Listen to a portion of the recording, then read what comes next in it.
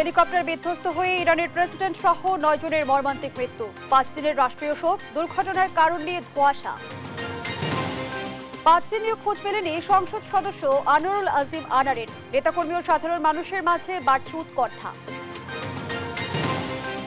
রাত পোহালে 156 উপজেলায় ভোট কেন্দ্রে গেছে সরঞ্জাম। ভোটার উপস্থিতি বাড়ানোর কাজ ইসির নয় বলছে কমিশন। এবং ঢাকায় ব্যাটারি চালিত অটোরিকশা চলবে, স্বল্প আয়ের মানুষের কথা বিবেচনায় সরকার প্রধানের অনুমতি, জানালেন কাদের।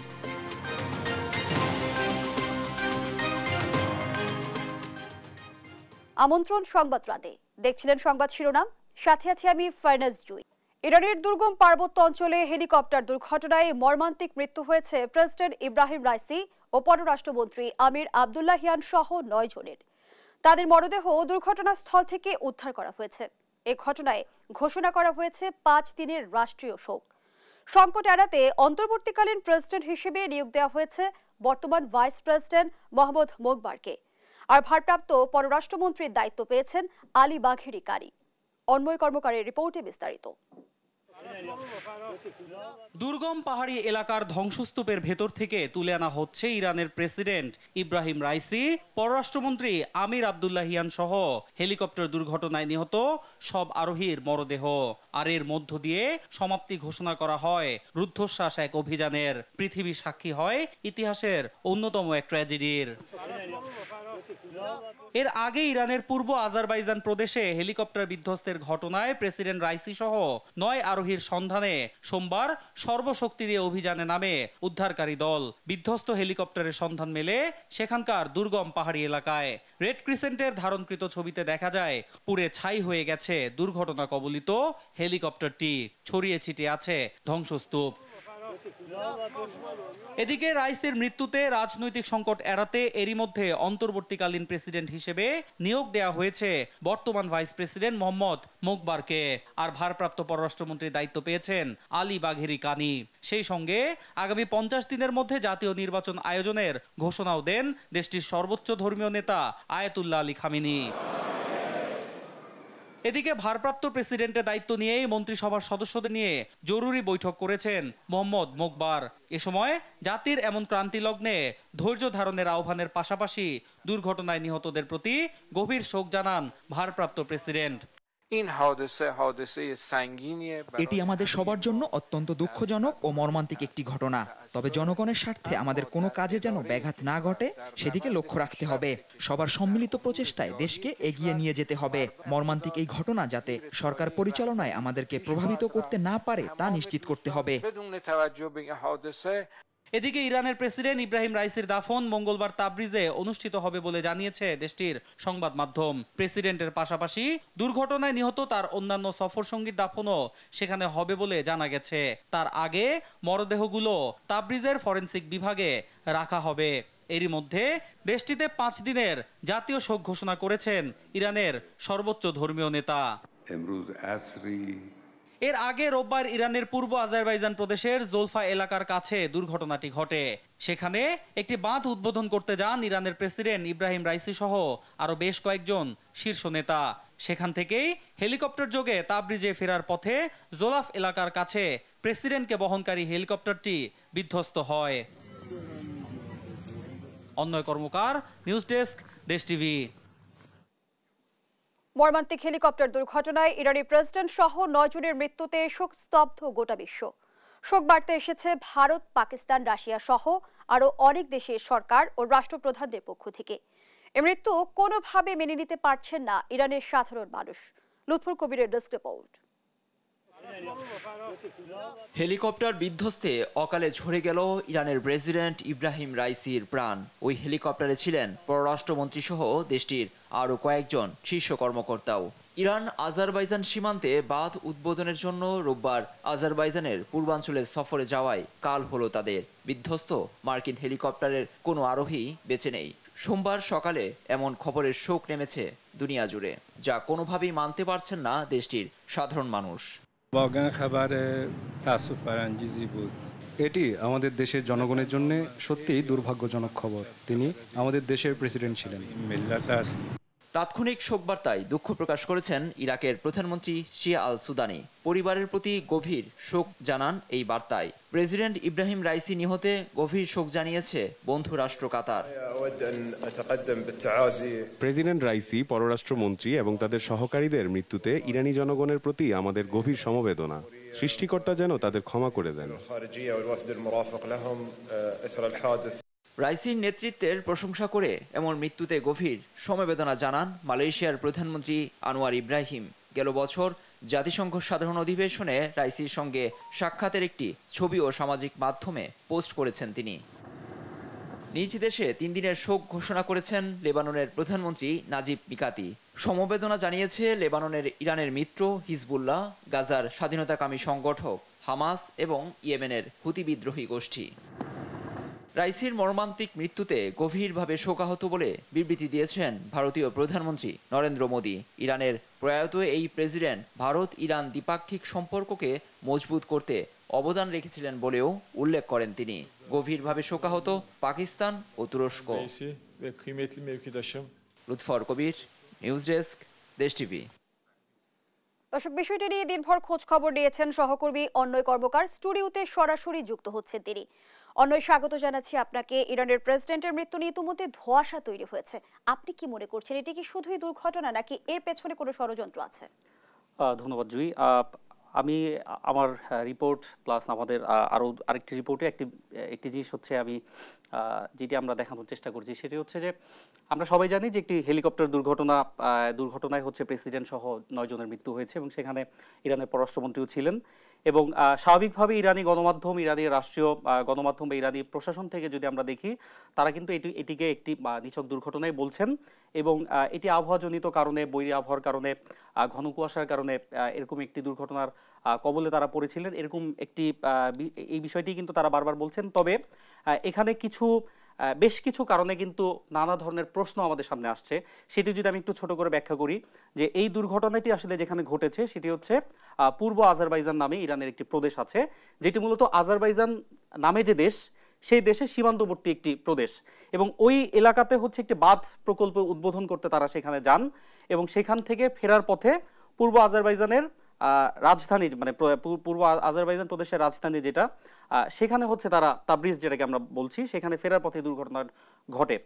তো আমি যদি একটু বলি যে আজারবাইজানের সাথে কিন্তু আসলে ইরানের এক ধরনের কি বলবো, দা কুমড়ো টাইপের একটা সম্পর্ক, মানে তারা বলতে গেলে এক ধরনের শত্রু তাদের ইরানের। অন্যদিকে আজারবাইজানের সাথে ইসরায়েলের কিন্তু আবার খুবই বন্ধুত্বপূর্ণ একটা সম্পর্ক। স্বাভাবিকভাবেই যেই এলাকাটিতে এই দুর্ঘটনাটি ঘটেছে, স্বাভাবিকভাবেই এক ধরনের প্রশ্ন আসছে যে এখানে মোসাদ কিংবা ইসরায়েলি প্রশাসনের কোনো ধরনের ষড়যন্ত্র বা তাদের জড়িত থাকার কোনো ধরনের সম্ভাবনা আছে কিনা। অন্যদিকে আরেকটি বিষয় হচ্ছে যে তারা যেই হেলিকপ্টারটিতে করে সেখানে গিয়েছিলেন, এটি কিন্তু আসলে অত্যন্ত পুরাতন একটি মডেলের হেলিকপ্টার এবং এটি যুক্তরাষ্ট্রের তৈরি একটি হেলিকপ্টার। এবং এই মডেলের হেলিকপ্টারটা 1979 সালের পরে ইউএসএ বা যুক্তরাষ্ট্র কিন্তু কারো কাছে এই মডেলটা বিক্রি করেনি। তো স্বাভাবিকভাবেই প্রথমত যেই জায়গাটিতে দুর্ঘটনা ঘটেছে, যেটা আমি মাত্র বললাম, পাশাপাশি হচ্ছে যে হেলিকপ্টারটা যেহেতু ইউএসএর বা যুক্তরাষ্ট্রের তৈরি, এই বিষয়গুলোকে আসলে সামনে আসার কারণে মানুষের মনের মধ্যে এক ধরনের প্রশ্ন কিন্তু দেখা দিয়েছে যে এখানে কি আদৌ কোনো নাশকতা থেকে থাকতে পারে কিনা। তবে ইরানি প্রশাসন কিন্তু এখন পর্যন্ত এই ধরনের কিছু তারা বলে নাই এবং যুক্তরাষ্ট্রের তরফ থেকেও কিন্তু আমরা জানতে পেরেছি যে তারাও এই বিষয়টি কিন্তু একেবারেই উড়িয়ে দিয়েছে। তারা বলছে যে নাশকতার কোনো আলামত কিন্তু তারা এখন পর্যন্ত পায়নি। কিন্তু অন্য একটি বড় প্রশ্ন এসে দাঁড়িয়েছে যে এই ঘটনার মধ্য দিয়ে আসলে মধ্যপ্রাচ্য কিংবা বিশ্ব রাজনীতিতে কি প্রভাব পড়তে পারে। এটা আসলে মানে বলার অবকাশ রাখে না যে ইরানের প্রেসিডেন্ট আসলে একজন বিশ্ব নেতা, অন্যতম ক্ষমতাধর একজন বিশ্ব নেতা যদি আমি বলি, যেখানে মধ্যপ্রাচ্যে এক ধরনের বড় ধরনের অস্থিরতা চলতেছে। আমি যদি বলি যে গাজায় হচ্ছে সংঘাত চলছে আজকে প্রায় 7-8 মাস ধরে। এরকম একটি সময় হচ্ছে স্বাভাবিকভাবেই এই সংঘাত শুরুর পর থেকেই ইরান ইসরায়েল এক ধরনের আমরা মুখোমুখি অবস্থান আমরা দেখে আসছি। কিছুদিন আগেও এই গাজা যুদ্ধটা কিন্তু অনেকটা ইসরায়েল ইরান যুদ্ধের দিকেও আমরা ওদিকেও যেতে আমরা দেখেছি। ঠিক এরকম একটি সময় হচ্ছে ইরানের প্রেসিডেন্টের একটি মৃত্যু, এরকম একটি দুর্ঘটনা, স্বাভাবিকভাবে এটি বিশ্ব রাজনীতিতে অনেক বড় ধরনের একটি ইম্প্যাক্ট বা প্রভাব যেটাই বলি আমরা সেটা দেখতে পাবো। এবং নাশকতার যে বিষয়টা আমরা বললাম যে এটি হয়তো আপাতত হয়তো ইরানি গণমাধ্যম বা ইরানি প্রশাসন থেকে হয়তো তারা এই বিষয়টা নিয়ে হয়তো মুখ খুলছে না বা তারা এই বিষয়ে কিছু বলছে না, তবে এটিকে যে তারাও পুরোপুরি উড়িয়ে দিবে এটাও কিন্তু ভাবার কোনো কারণ নাই। স্বাভাবিকভাবেই এই বিষয়গুলো আস্তে আস্তে সামনে আসবে যে এই ঘটনাতে আসলেও কোনো ধরনের নাশকতা হয়েছে কিনা বা এখানে সিআইএ বা মোসাদের কোনো ধরনের সংশ্লিষ্টতা এখানে আছে কিনা। তো একে তো হচ্ছে গাজার একটা সংঘাত চলছে এবং তার মধ্যে এরকম একটি ঘটনা, স্বাভাবিকভাবে মধ্যপ্রাচ্য পরিস্থিতি বা আমি যদি বলি ইরানের রাজনীতি প্লাস বিশ্ব রাজনীতিতে এটি নিঃসন্দেহে একটি বড় ধরনের প্রভাব ফেলবে এবং আগামী দিনগুলোতে আমরা হয়তো এই উত্তেজনাটা হয়তো আমরা আরো বেশি হচ্ছে বাড়তে দেখব। ধারণা করা হচ্ছে ইরানের নেতৃত্বেও বড় ধরনের দ্বন্দ্ব তৈরি হতে পারে, কি আসলেই তাই? ইরানের নেতৃত্বের দ্বন্দ্বের বিষয়টা যদি আমি একটু বলি, এখানে একটি বিষয় হচ্ছে যে ইরানের যে প্রেসিডেন্ট ইব্রাহিম রাইসি, যিনি আজকে কালকের এই দুর্ঘটনায় নিহত হয়েছেন, উনি কিন্তু আসলে একজন কট্টর ধর্মীয় নেতা। ওনাদের সর্বোচ্চ ধর্মীয় নেতা আমরা যাকে বলি আয়াতুল্লাহ আলী খামেনি, উনার সাকসেসর হওয়ার কথা ছিল উনার। দ্যাট মিনস হচ্ছে উনি যদি মারা যায় সেক্ষেত্রে তার স্থলাভিষিক্ত হওয়ার কথা ছিল রাইসির। তো স্বাভাবিকভাবে হচ্ছে যে রাইসির মৃত্যুতে হচ্ছে যে এই বিষয়টা কিন্তু এক ধরনের বিতর্ক সামনে তৈরি করবে যে খামেনি যদি মারা যায় তো সেই ক্ষেত্রে হচ্ছে তার স্থলাভিষিক্ত কে হবে।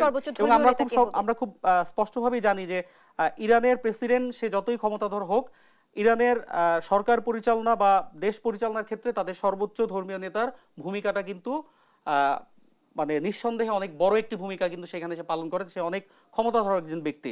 তো স্বাভাবিকভাবেই ওই বিষয়টা নিয়ে এক ধরনের পাওয়ার ক্রাইসিস হয়তো আমরা সামনে দেখব। আর যেহেতু উনি ঘোষণা দিয়েছেন যে 50 দিনের মধ্যে একটি নির্বাচন দিতে হবে এবং অন্তর্বর্তীকালীন হিসেবে বর্তমান যে ভাইস প্রেসিডেন্ট ছিলেন মোহাম্মদ মোকবার, উনাকে হচ্ছে ভারপ্রাপ্ত প্রেসিডেন্টের দায়িত্ব দেওয়া হয়েছেন। তিনি কিন্তু রাইসির অত্যন্ত ঘনিষ্ঠ এবং তার নেতৃত্বেই হয়তো আমরা আগামী 1.5-2 মাস আমরা দেখব ইরান কিভাবে সামনের দিকে এগিয়ে যাচ্ছে। তবে নিঃসন্দেহে আমি যদি ভবিষ্যতের কথা বলি, ভবিষ্যতে ইরানের এই ক্ষমতার দ্বন্দ্ব বা পাওয়ার ক্রাইসিস যেটাই বলি, এটা আসলে প্রকট আকার ধারণ করবে। আর মধ্যপ্রাচ্যে আমরা যে উত্তেজনা বর্তমান সময়ে দেখছি, গাজা ইসরায়েল ইস্যু কোন দিকে মোড় নিতে পারে? গাজা সংঘাতের বর্তমান প্রেক্ষাপটটা আমি যদি একটু বলি যে গাজা আমরা লাস্ট কিছুদিন ধরে দেখতে পাচ্ছি যে ইসরায়েল প্রতিটা অঞ্চলে, আমি উত্তর বা দক্ষিণ দুইটা অঞ্চলে যদি বলি, দুইটা অঞ্চলেই কিন্তু তারা তাদের অভিযানটা কিন্তু ব্যাপক আকারে জোরদার করেছে। এবং এই জোরদারের মধ্যে এরকম একটি ঘটনা যেখানে আমরা প্রতি মুহূর্তে হচ্ছে যে ইরানের ক্ষেত্রে আমরা যে জিনিসটা দেখে এসেছি যে ইরান প্রথম থেকে হামাসকে এক ধরনের নৈতিক সমর্থন বলি বা অস্ত্র দিয়ে সমর্থন বলি, পাশাপাশি অন্যদিকে লেবাননের হিজবুল্লাহ গোষ্ঠী তারাও কিন্তু সক্রিয়ভাবে এই যুদ্ধে কম বেশি তারা হামাসকে সহায়তা করে হোক বা ইসরায়েল বিরোধী বিভিন্ন অভিযান চালিয়ে হোক, আমরা কিন্তু সেই জিনিসটা দেখেছি। কিন্তু ইরানের হঠাৎ করে হচ্ছে এই ঘটনাটা, ইরানের প্রেসিডেন্ট এই গাজা সংঘাতের বিষয়টাকে তিনি যেভাবে যতটা হচ্ছে সিরিয়াস ছিলেন বা এই বিষয়টা নিয়ে উনি যতটা প্রকাশ্যে হচ্ছে উনি সরব ছিলেন, স্বাভাবিকভাবে তাদের এখন একটা পলিটিক্যাল টার্মোয়েল, তাদের একটা রাজনৈতিক অচলাবস্থা তৈরি হবে বা তার এক ধরনের গভীর সংকটের মধ্যে আছে। তো সেখান থেকে এই গাজা সংকটের মধ্যে তারা কতটুকু ইসরায়েল বিরোধী তাদের যে অবস্থান সেটা তারা যেভাবে এতদিন চলে এসেছে বা তারা হামাসকে যে সহায়তার কথা যেটা বলা হচ্ছে সেই জিনিসটা তারা কতটুকু সামনের দিকে নিয়ে যেতে পারবে সেটা নিশ্চয়ই এক ধরনের আশঙ্কা আছে। তবে এটা বলতে আর অপেক্ষা রাখে না যে গাজা সংঘাত আমরা যে প্রান্তে দেখছি এখন যে অবস্থায় আছে তাতে আসলে এখানে আসলে ইসরায়েল এক ধরনের তারা অগ্রসর হচ্ছে, তারা প্রতিনিয়ত অভিযান জোরদার করছে এবং এই অবস্থা থেকে আসলে তা সরে আসার মতো অবস্থা বা আলামত আমরা তেমন কিছু আসলে দেখতে পাচ্ছি না। ধন্যবাদ জানাচ্ছি সহকর্মী অন্যয় কর্মকার। দর্শক, এতক্ষণ স্টুডিওতে কথা বলছিলেন সহকর্মী অন্যয় কর্মকার। 5 দিনেও খোঁজ মেলেনি ভারতে গিয়ে নিখোঁজ ঝিনাইদহ 4 আসনের সংসদ সদস্য আনোয়ারুল আসিম আনারের, যা এখন টক অব দ্য ডিস্ট্রিক্ট। এমন ঘটনায় নেতাকর্মী, জনপ্রতিনিধি সহ জেলার মানুষের মাঝে বাড়ছে উদ্বেগ উৎকণ্ঠা। সহকর্মী মেহেদি হাসান সবুজের পাঠানো তথ্য ছবিতে আরো জানাচ্ছেন আপন অপু। গেল 12ই মে চিকিৎসা নিতে ভারতে যান ঝিনাইদহ 4 আসনের এমপি আনোয়ারুল আজিম আনার, কিন্তু এর 3 দিন পর থেকেই কোনো খোঁজ পাওয়া যাচ্ছে না এই সংসদ সদস্যের। জানা যায় ভারতে যাওয়ার পর পশ্চিমবঙ্গের বিধাননগরে বন্ধু গোপালের বাড়িতে উঠেছিলেন তিনি। সেখান থেকেই নিখোঁজ হন। পরে পশ্চিমবঙ্গের বরাহনগর থানায় মিসিং ডায়েরি করেন গোপাল।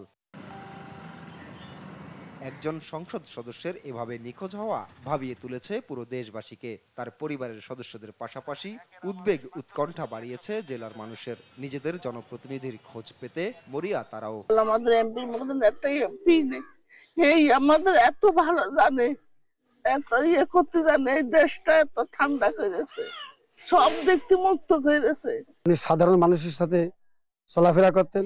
উনি এমপি বলে আমাদের মনে হয় ধারণাই হয় না, মনে হয় এলাকার একজন ভাই ভাগার। আমরা চাই যে সে যত এই মাটিতে এখানে ফিরে আসুক আমাদের কালীগঞ্জের বুকে। শুধু জেলার মানুষ নয়, রাজনৈতিক নেতা কর্মী জনপ্রতিনিধিরাও এমন ঘটনায় চরম উদ্বিগ্ন। আমরা চাই উনি আমাদের মাঝে ফিরে আসুক। উনি যেখানেই থাকবো আল্লাহ যেন ওনাকে ভালো রাখেন। ওনার মতো মানুষ কালীগঞ্জে আরো দরকার। ওনার মতো মানুষ কালীগঞ্জের মানুষকে আরো অনেক কিছু ওনার দেবার বাকি আছে। এই জন্য আমি মাননীয় প্রধানমন্ত্রীর কাছে আবেদন করছি, উনি যেন বিষয়টা গুরুত্ব দিয়ে দেখেন, ওনাকে যেন আমরা আবার ফিরে পাই। আনোয়ারুল আজিম আনার ঝিনাইদহ 4 আসনে টানা 3 বার আওয়ামী লীগ থেকে সংসদ সদস্য নির্বাচিত হন। নিউজ ডেস্ক, দেশ টিভি। দর্শক, নিখোঁজ সংসদ সদস্য আনোয়ারুল আজিম আনারকে নিয়ে স্বজনদের উদ্বেগ উৎকণ্ঠার খবর জানাতে ঝিনাইদহ থেকে যুক্ত হচ্ছেন সহকর্মী মেহেদি হাসান সবুজ। সবুজ, এই বিষয়ে নতুন কি তথ্য রয়েছে আপনার কাছে, আর পরিবারের স্বজনরা কি বলছেন?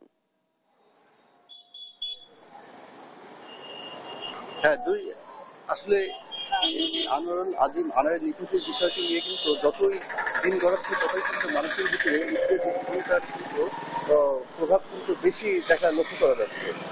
আজকে বিকালে বা সারাদিন কিন্তু এমপি আনার যে নিখোঁজের যে বিষয়টি ছিল সেই বিষয়টি নিয়ে কিন্তু শুধুমাত্র ওনার যে আসন ঝিনাইদহ 4 সেই আসনটিতেই নয়, পুরো ঝিনাইদহের 4টি আসনে জেলা জুড়েই কিন্তু এই আলোচনাটি ব্যাপকভাবে প্রচার হচ্ছে। পাশাপাশি বাংলাদেশেরও কিন্তু বিভিন্ন গণমাধ্যমের মাধ্যমে আমরা দেখতে পাচ্ছি যে বিষয়টি কিন্তু এখন জাতীয় পর্যায়ের একটি ইস্যু হয়ে দাঁড়িয়েছে। আমি কিছুক্ষণ আগেই টালিগঞ্জ পৌরসভার যে মেয়র কাজী আশরাফ, ওনার সাথে কথা বললাম। উনি যেটা আমাদেরকে জানিয়েছেন, এমপি মহোদয়ের যিনি কন্যা ডরিন, তিনি আসলে ভিসা জটিলতার কারণে এখন পর্যন্ত ভারতে প্রবেশ করতে পারেনি। তবে ওনারা পারিবারিকভাবে খুব দ্রুতই আজকে রাতের ভিতরে এই ভিসা প্রসেসিং শেষ করে ওনারা ভারতে প্রবেশ করবেন তার বাবার খোঁজের জন্য। এর বাইরে আরেকটি কথা যেটি জানিয়ে রাখি, ঝিনাইদহ যে লোকাল প্রশাসন আছে তাদের সাথে কথা বললে আসলে ওনারা একটি কথাই বারবার বলছেন, বা রাজনৈতিক যারা আছেন ব্যক্তিত্ব তারা বলছেন যে এই বিষয়টি একেবারেই বাংলাদেশের বাইরে হওয়ার কারণে বাংলাদেশের সাথে ভারতের যে হাই কমিশন, সেই হাই কমিশনের মাধ্যমেই কিন্তু বিষয়টি সমাধান করতে হবে এমপি আনোয়ারুল আজিম আনারকে খোঁজার জন্য। এছাড়া বাংলাদেশের এখানে যারা নেতাকর্মী আছেন 4 আসনে, তাদের অনেকের সাথে কথা বলেছি। তারা আসলে সবথেকে বড় যে বিষয়, তারা এই বিষয়টি নিয়ে গণমাধ্যমের সামনে কোনো কথাই বলতে চাচ্ছেন না। তারা সবাই আসলে একটি চাপা আতঙ্ক এবং উদ্বেগ উৎকণ্ঠার ভিতর থেকে কিন্তু পরিস্থিতি পার করছে। এখন পরিস্থিতি সামনের দিকে আসলে কোন দিকে গড়ায়, এমপি আনোয়ারুল আজিম কেমন আছেন, কোথায় আছেন, এবং উনি যেখানেই থাক, যেভাবেই থাক, উনি যেন সুস্থ হয়ে আবার তার সংসদীয় আসনে এবং তার নিকট আত্মীয় স্বজন সহ নেতাকর্মীদের মাঝে ফিরে আসেন। এই জন্য আসলে তারা বিভিন্ন মন্দির, মসজিদ সহ বিভিন্ন ধর্মীয় কার্যালয়ে কিন্তু প্রার্থনা করতে ইতিমধ্যেই আমরা কিন্তু দেখেছি বা জেনেছি এখন পর্যন্ত। এই ছিল ঝিনাইদহ থেকে আনোয়ারুল আজিম আনারের নিখোঁজের সর্বশেষ পরিস্থিতি। জয়, ধন্যবাদ জানাচ্ছি আপনাকে। দর্শক, ঝিনাইদহ থেকে যুক্ত ছিলেন সহকর্মী মেহেদি হাসান সবুজ। দেখছেন সংবাদ রাত। উপজেলা নির্বাচনের দ্বিতীয় ধাপের ভোট গ্রহণ কাল সকাল 8টা থেকে একটানা ভোট চলবে বিকেল 4টা পর্যন্ত। এরই মধ্যে কেন্দ্রে কেন্দ্রে পাঠানো হয়েছে নির্বাচনী সরঞ্জাম। ভোট নির্বিঘ্ন করতে নেওয়া হয়েছে সব ধরনের প্রস্তুতি। সহকর্মীদের পাঠানো তথ্যচিত্রে টুম্পা আফরোজের রিপোর্ট। মঙ্গলবার সকাল 8টা থেকে শুরু হবে উপজেলা পরিষদ নির্বাচনের দ্বিতীয় ধাপের ভোট গ্রহণ। এ লক্ষ্যে সোমবার সকাল থেকেই শুরু হয় সরঞ্জাম কেন্দ্রে কেন্দ্রে পাঠানোর কার্যক্রম। জেলা রিটার্নিং অফিসের কার্যালয় থেকে প্রিজাইডিং অফিসাররা বুঝে নেন সরঞ্জাম। সোমবার সকালে রংপুরের 2টি উপজেলায় পাঠানো হয় ব্যালট পেপার সহ নির্বাচনী সরঞ্জাম। অবাধ, সুষ্ঠু এবং গ্রহণযোগ্য নির্বাচন করতে সব প্রস্তুতি নেয়ার কথা জানায় পুলিশ। পুরো মিঠাপুকুর এবং পীরগঞ্জ 2টা উপজেলাতেই আমরা এইভাবে আমাদের বিভিন্ন টহল পার্টি কেন্দ্রের গুরুত্ব অনুযায়ী ফোর্স ডিপ্লয়মেন্ট করেছি। দ্বিতীয় ধাপে মঙ্গলবার ভোট হবে ময়মনসিংহের মুক্তাগাছা, সদর ও গৌরীপুরে। এজন্য নগরীর জিমনেশিয়াম থেকে নির্বাচনী মালামাল বুঝে নেন প্রিজাইডিং কর্মকর্তারা। এখানে 3 উপজেলায় ভোট হবে 316টি কেন্দ্রে। ব্যালট পেপারটা আমরা আজকে এখন দিচ্ছি না, ব্যালট পেপারটা আমরা আজকে রাতে 3টা-4টা থেকে আমরা দেওয়া শুরু করব। দুপুরে লক্ষ্মীপুরে শুরু হয় নির্বাচনী সরঞ্জাম বিতরণ। পরে কেন্দ্রে কেন্দ্রে পুলিশি নিরাপত্তায় এসব সামগ্রী পৌঁছে দেওয়া হয়। এখানে 2 উপজেলায় 22 জন ম্যাজিস্ট্রেট দায়িত্ব পালন করবেন। মাঠে থাকবে পুলিশের 50টি মোবাইল টিম। নির্বাচনী বিধিমালার যে অপরাধ এবং দণ্ডের ধারাসমূহ আছে তাদের সাধারণ জ্ঞাতার্থে আমরা এই ধারাসমূহ প্রিন্ট আউট করে প্রোভাইড করেছি, তারা যেন বুঝতে পারেন যে কোন কোন বিষয়সমূহ নির্বাচনী বিধিমালার যে অপরাধ হিসেবে গণ্য হবে। সোমবার দুপুরে ব্রাহ্মণবাড়িয়ার কসবা ও আখাউড়া উপজেলার নির্বাচনী সরঞ্জাম বিতরণ করা হয়। এ সময় সংশ্লিষ্ট উপজেলা নির্বাহী কর্মকর্তাদের কাছে ব্যালট বাক্স, সিল সহ নির্বাচনী সরঞ্জাম বুঝিয়ে দেওয়ার পর কড়া নিরাপত্তায় সরঞ্জাম কেন্দ্রে কেন্দ্রে পৌঁছে দেওয়া হয়। এদিকে সোমবার সকালে রাঙামাটির দুর্গম কেন্দ্রে কেন্দ্রে পাঠানো হয়েছে নির্বাচনী সরঞ্জাম। এর মধ্যে বিলাইছড়ি উপজেলার বড়থলি ও ফারুয়া ইউনিয়নের দুর্গমতা বিবেচনায় 5টি কেন্দ্রে হেলিকপ্টারের মাধ্যমে ভোট গ্রহণ কর্মকর্তা ও ভোটের সরঞ্জাম পাঠানো হয়েছে। এদিন দুপুরে নড়াইল জেলা শিল্পকলা একাডেমি চত্বরে সদরের 100টি কেন্দ্রের নির্বাচনী সামগ্রী বিতরণ করা হয়। এ সময় অতিরিক্ত জেলা প্রশাসক ও রিটার্নিং অফিসার, সহকারী রিটার্নিং কর্মকর্তারা উপস্থিত ছিলেন। এছাড়া ব্রাহ্মণবাড়িয়া, কুমিল্লা, পটুয়াখালী, জামালপুর, খুলনা সহ 156টি উপজেলায় বিতরণ করা হয় ভোটের সামগ্রী। এর মধ্যে 24টি উপজেলার কেন্দ্রে পাঠানো হয় EVM. Tumpa Afroz, news desk, দেশ টিভি। দর্শক, নির্বাচনের সার্বিক প্রস্তুতির খবরাখবর জানাতে কুমিল্লা থেকে যুক্ত হচ্ছেন সহকর্মী সুমন কবির এবং বরগুনা থেকে রিয়াজ আহমেদ মুসা। প্রথমেই যেতে চাই কুমিল্লায়। সুমন, ভোটের সার্বিক প্রস্তুতি সম্পর্কে আমাদের জানাবেন।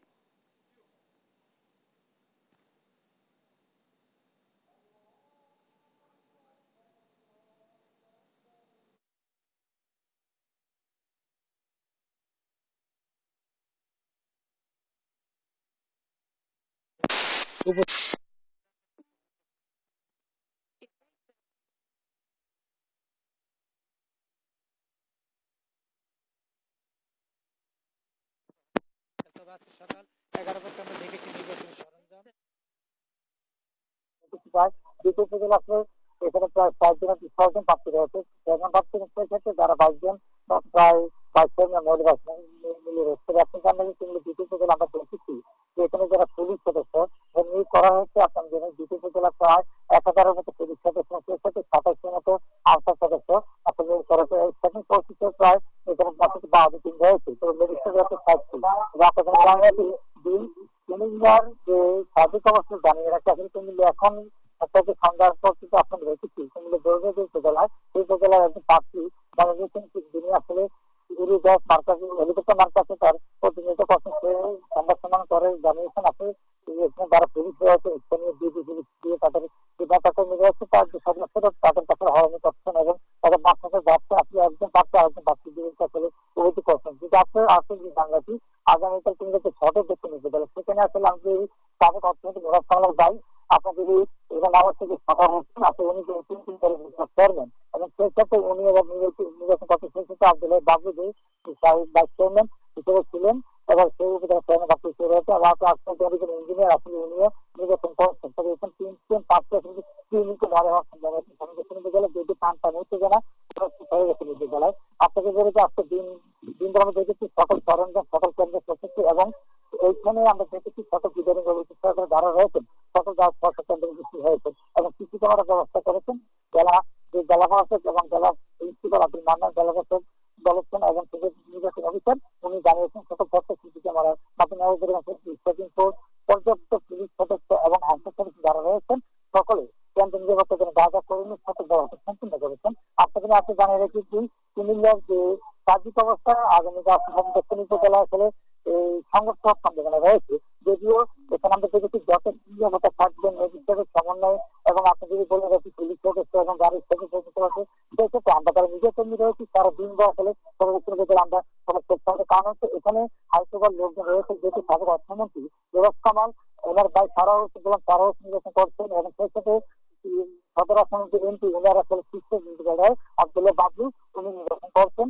এই কারণে ওই আসনটা যিনি আকবরের জন্য রিটন উনি আসলে অনেক হাইতে পারলেন। সবকিছু মিলে বলা যাচ্ছে সর্বদক্ষিণ থেকে কান্তি হচ্ছে জন্য কারণ আগে নির্বাচন হচ্ছে যাচ্ছে। আসলে আপনার নির্বাচনে আপনি জানিয়েছি স্বাভাবিক অবস্থার দিক থেকে চিন্তা করে মিললে আমরা দেখেছি এখন কোনো বড় ধরনের সংগঠনটা করছে যেখানে শুধু বাকযুদ্ধের মাধ্যমে আসলে তারা তাদের শাসন পথ চালিয়ে প্রশ্নটা হচ্ছে তার পাখিদের প্রতিনিধি দিয়েছেন আগে যাদেরকে নিয়োগ করা যারা নির্বাচিত হবেন তারা আগামী দিন তারা কাজ করবেন। আর সাধারণ ভোটারের বিষয় হচ্ছে তারা বলছেন যে আসুক আমাদের সাধারণ ভোটারদের কথা সাধারণ জনগণের কথা চিন্তা করবে। আসলে এটির কুমিল্লার স্বাভাবিক অবস্থা আমি এখন চলে এসেছে আমাদের বরগুনার রিয়াজ আহমেদ মুসা। আসলে আপনি বিস্তারিত জানাবেন বরগুনার নির্বাচন বিষয়ে। ধন্যবাদ সুমন, আপনি যেমনটা বলছিলেন যে আসলে আর রাত পোহালেই কিন্তু অনুষ্ঠিত হতে যাচ্ছে উপজেলা পরিষদ নির্বাচন, আর মাত্র 12 ঘন্টা পরে কিন্তু ভোট গ্রহণ শুরু হবে। এজন্য কিন্তু প্রশাসনের পক্ষ থেকে ব্যাপক প্রস্তুতি নেওয়া হয়েছে। আমরা বিভিন্ন কেন্দ্রে ঘুরে দেখেছি যে আসলে প্রতিটি কেন্দ্রই কিন্তু প্রস্তুত করা হয়েছে। সকাল 8টা থেকে ভোট গ্রহণ শুরু হবে, বিকাল 4টায় ভোট গ্রহণ শেষ হবে। আমরা যদি একটু দেখানোর চেষ্টা করি যে প্রতিটি কেন্দ্রে কিন্তু এভাবে আইন শৃঙ্খলা বাহিনীর সদস্যরা মোতায়েন রয়েছে। আমি একটি তথ্য আপনাকে জানিয়ে রাখি যে প্রতিটি কেন্দ্রে আনসার সদস্য 17 জন মোতায়েন করা হয়েছে, পুলিশ সদস্য থাকবে 5 জন করে এবং নির্বাহী ম্যাজিস্ট্রেট থাকবে 19 জন এবং তারা মোবাইল কোর্ট পরিচালিত করবে। এবং আমি আরেকটি তথ্য আপনাকে জানিয়ে রাখি যে বরগুনার 2টি আসনে যেহেতু উপজেলা পরিষদ নির্বাচন অনুষ্ঠিত হচ্ছে, তার মধ্যে 32 জন প্রার্থী প্রতিদ্বন্দ্বিতা করছেন। তার মধ্যে চেয়ারম্যান প্রার্থী রয়েছে 12 জন, ভাইস চেয়ারম্যান পদে রয়েছে 7 জন এবং নারী ভাইস চেয়ারম্যান পদে 8 জন রয়েছে। মোট ভোট কেন্দ্র রয়েছে 139টি এবং ভোট কেন্দ্রের মোট ভোটার রয়েছে 3,46,478 জন। আমরা রিটার্নিং কর্মকর্তার সাথে কথা বলেছি। রিটার্নিং কর্মকর্তা আমাদেরকে যেমনটা জানিয়েছে যে আসলে ভোটকে অবাধ, সুষ্ঠু এবং নিরপেক্ষ করার জন্য যে সকল প্রস্তুতি নেওয়া দরকার সেই সকল প্রস্তুতি কিন্তু নেওয়া হয়েছে এবং যাতে কোনো সমস্যা না হয় সে কারণে কিন্তু আইন শৃঙ্খলা বাহিনীর সদস্যরা প্রস্তুত রয়েছেন। এবং আমরা এই যে নির্বাচনের প্রচার প্রচারণায় দেখেছি কোনোরূপ কোনো অপ্রীতিকর কোনো ঘটনা বরগুনায় ঘটেনি এবং শান্তিপূর্ণভাবেই কিন্তু প্রচার প্রচারণা চালাতে পেরেছে। এবং প্রশাসনের পক্ষ থেকে যেমনটা বলা হচ্ছে যে যেভাবে প্রচার প্রচারণা চালিয়েছে এবং ভোটটাও কিন্তু সেভাবে অবাধ সুষ্ঠু হবে এমনটাই প্রত্যাশা করছেন। এই ছিল বরগুনা থেকে আমার কাছে সর্বশেষ। মুসা এবং সুমন দুজনকে অসংখ্য ধন্যবাদ জানাচ্ছি। দর্শক, বরগুনা এবং কুমিল্লা থেকে নির্বাচনের প্রস্তুতির খবরাখবর জানাচ্ছিলেন আমাদের সহকর্মীরা। নির্বাচন কমিশনার মোহাম্মদ আলমগীর জানিয়েছেন কেন্দ্রে ভোটার নিয়ে আসা ইসির কাজ নয়। দুপুরে নির্বাচন ভবনে সাংবাদিকদের সঙ্গে আলাপকালে তিনি আরো বলেন ভোট সুষ্ঠু করাই কমিশনের সামনে বড় চ্যালেঞ্জ।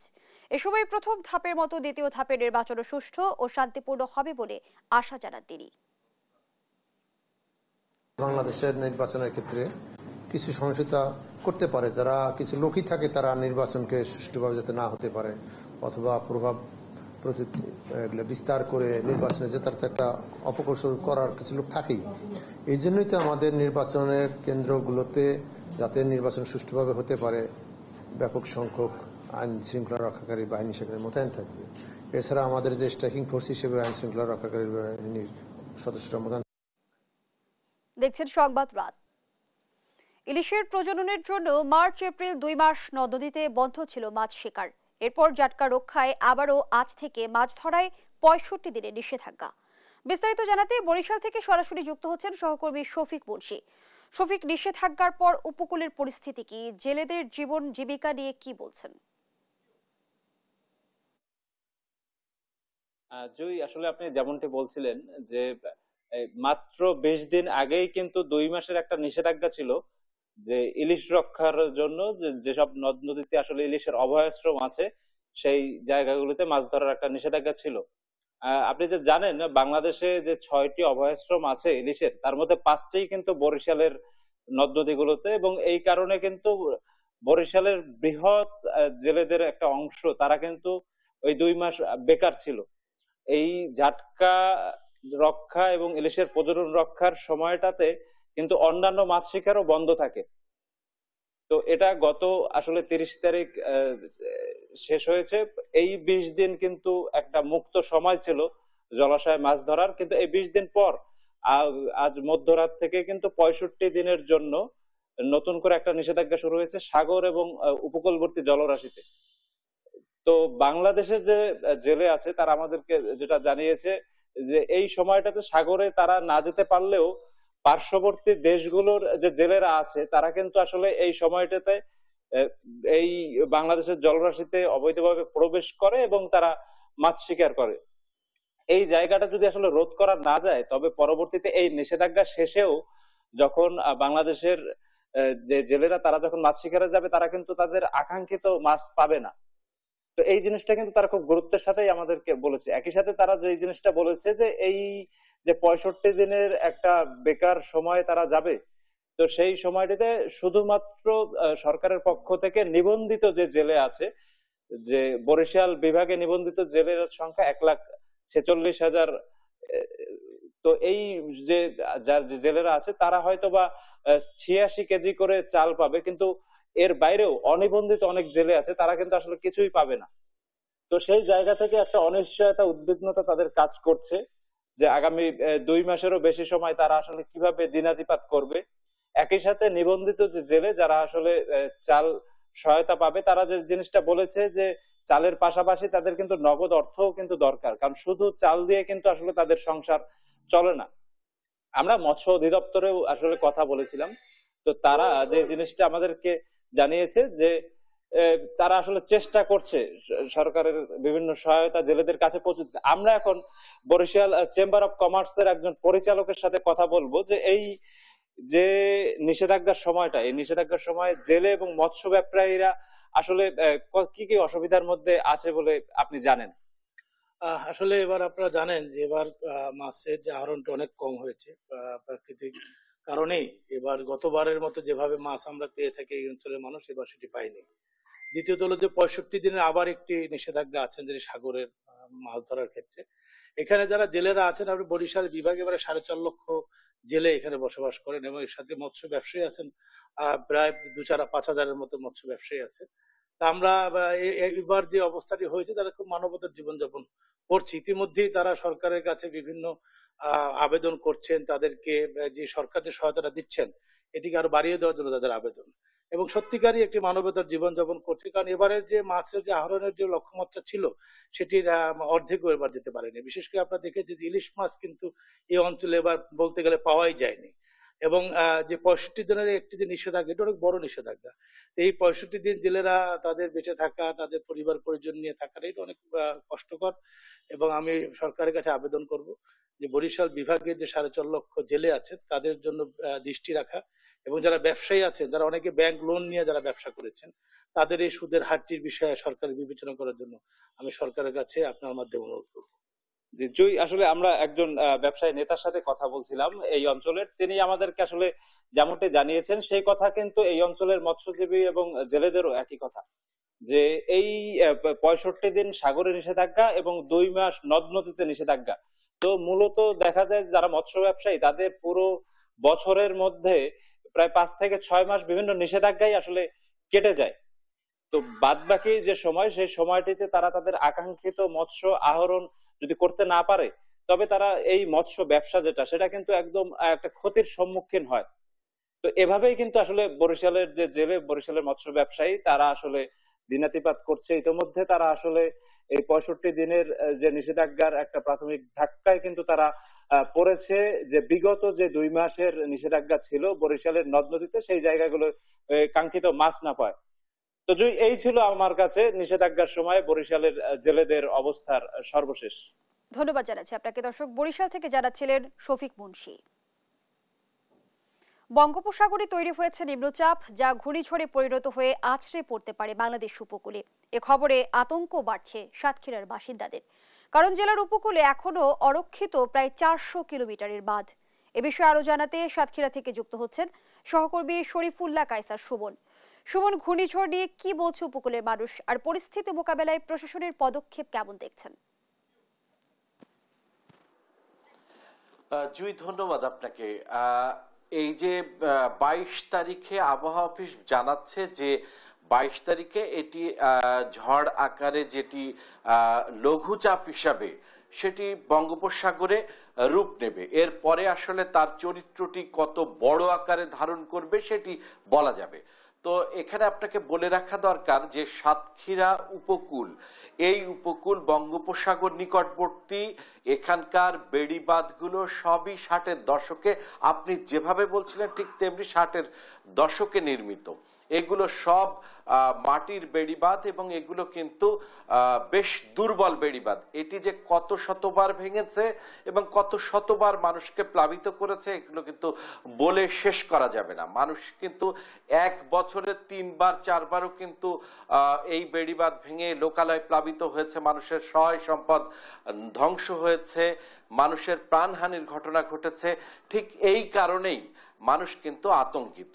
আপনাকে বলে রাখা দরকার যে এই যে 24 এবং 25 তারিখে আঘাত হানার যে সম্ভাবনা রয়েছে, এই 25 তারিখ কিন্তু সেই আইলার 1.5 দশক, অর্থাৎ সেই একই দিন।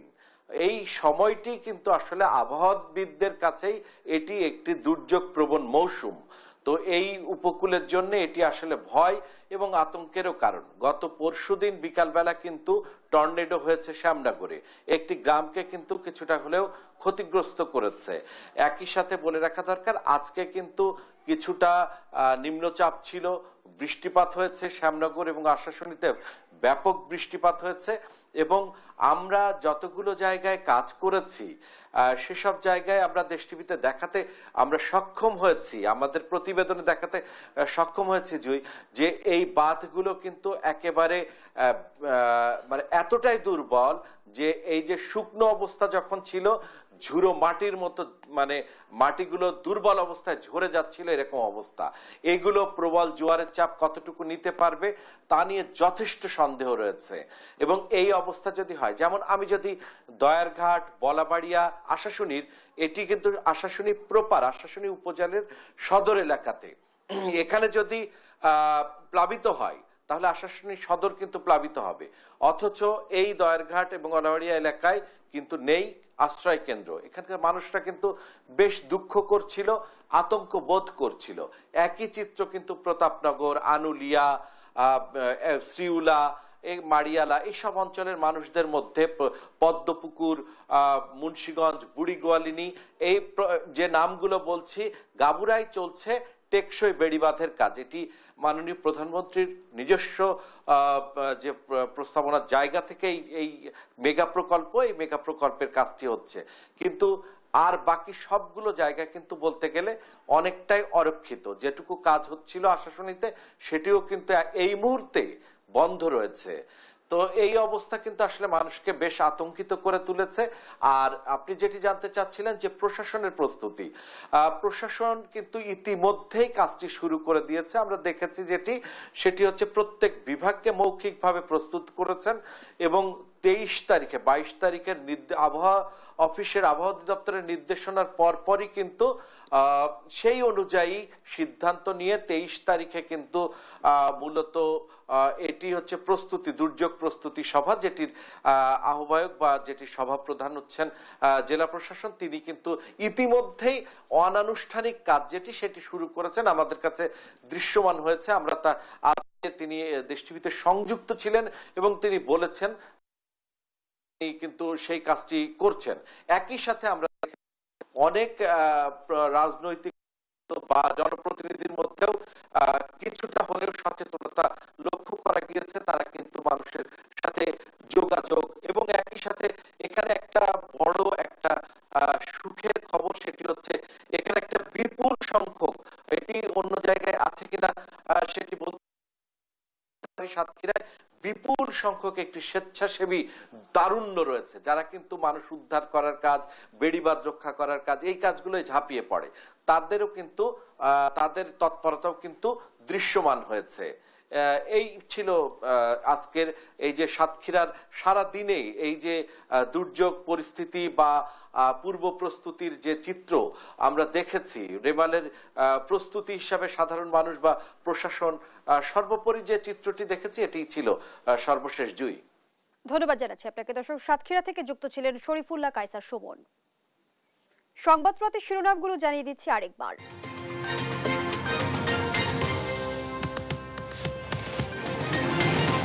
হেলিকপ্টার বিধ্বস্ত হয়ে ইরানের প্রেসিডেন্ট সহ 9 জনের মর্মান্তিক মৃত্যু, 5 দিনের রাষ্ট্রীয় শোক। দুর্ঘটনার কারণ নিয়ে ধোঁয়াশা। 5 দিনেও খোঁজ মেলেনি সংসদ সদস্য আনোয়ারুল আজিম আনারের। নেতাকর্মী ও সাধারণ মানুষের মাঝে বাড়ছে উৎকণ্ঠা। রাত পোহালে 156 উপজেলায় ভোট কেন্দ্রে গেছে সরঞ্জাম। ভোটার উপস্থিতি বাড়ানোর কাজ ইসির নয় বলছে কমিশন। এবং ঢাকায় ব্যাটারি চালিত অটোরিকশা চলবে, স্বল্প আয়ের মানুষের কথা বিবেচনায় সরকার প্রধানের অনুমতি, জানালেন কাদের। এই ছিল এখনকার সংবাদ রাত। পরের বুলেটিন দেখার আমন্ত্রণ রইল। এছাড়া দেশ টিভির সর্বশেষ সব খবর পেতে ভিজিট করুন দেশ.টিভি। ফেসবুকে আমাদের সঙ্গে যুক্ত থাকুন দেশ টিভি অথবা দেশ টেলিভিশন পেজে। সর্বশেষ সব ভিডিও পেতে ইউটিউবে আমাদের হ্যান্ডেল @দেশ টেলিভিশন অথবা @দেশ টিভি নিউজ লিখে সার্চ করুন। ধন্যবাদ সবাইকে।